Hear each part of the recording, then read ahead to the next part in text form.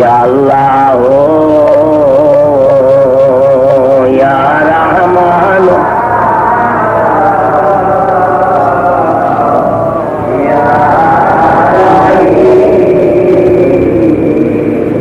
তাই কইতে বলেন, হে খোদা, কোটি কোটি গুনাহ যদি আমরা করে থাকি, তামাম দুনিয়া যদি আমাদের গুনাহতে ভরে যায় থাকে, আসমানে যত তারকা রাশি, পাতালে যত বালিকণা,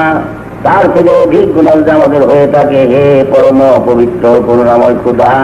তুমি তো বলেছ লা তাকনাতু রহমাতিল্লাহ, আমার রহমত হইতে তোমরা নিরাশ হও না। তাই তোমার রহমতের নজরে আমাদের জীবনের সমস্ত গুনাহ তুমি মাফ করো ইয়া আল্লাহ।